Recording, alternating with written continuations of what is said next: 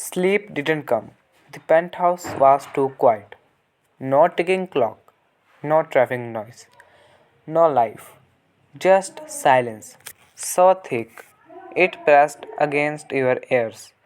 The couch beneath you was expensive, cold leather that didn't soften, no matter how long you lay there. You stared at the ceiling. You were not tied up. You were not locked in a room. And that terrified you more than if you were. People like him don't need chains. You rose slowly, barefoot, steps barely making a sound, against the marble floor. The glass wall revealed the city below, millions of lights, all of them moving, living unaware that your entire world had collapsed into his room. You wrapped your arms around yourself. Think. Panicking would get you killed. A soft click echoed behind you. You turned. Heesung stood there, sleeves rolled up, black shirt, clinging to his frame. He removed his weapon, or at least the visible ones. His presence filled the space anyway, like gravity adjusting itself around him. You're awake, he said. I wasn't asleep. A pause. That figures. He walked past you, pouring himself a drink. The ice clinked gently. A sound so normal, it felt wrong. You can wrong. Hisung said casually. If you want, your breath aged. You won't make it past the elevator, he continued. And even if you did, the city would bring you back to me by morning. He turned his eyes, meeting yours. I am not threatening you, he added. I am explaining reality. You swallowed. What do you want from me? He studied you like a chessboard. You were in the wrong place, he said. At the wrong time. That's it? You asked, bitterly.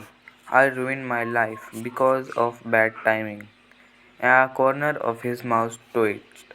No, Heesung replied. You ruined your life because you didn't look away. Your chest tightened. I don't even know what I was seeing. That's worse, he said quietly.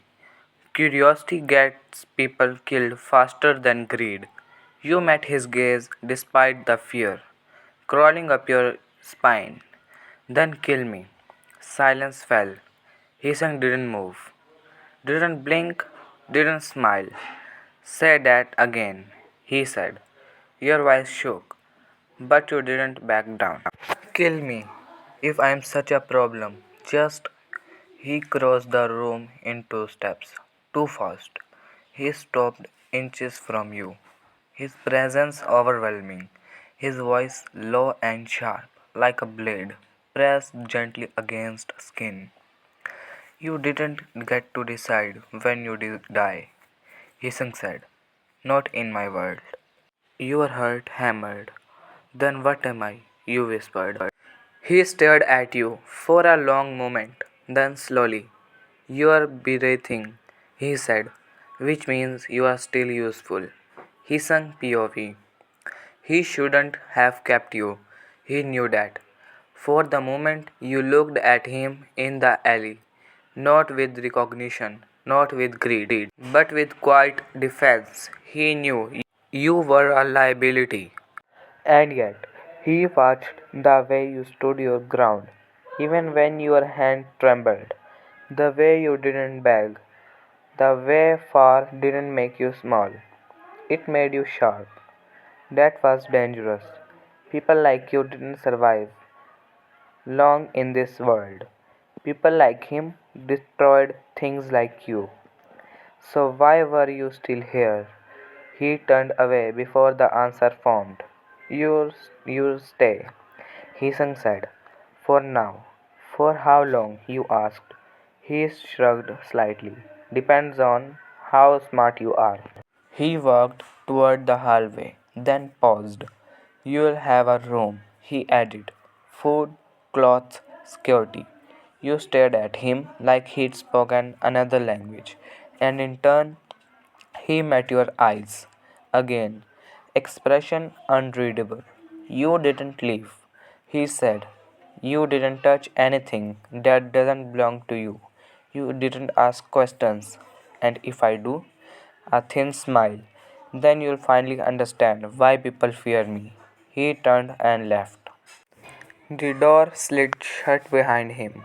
He exhaled slowly once he was alone.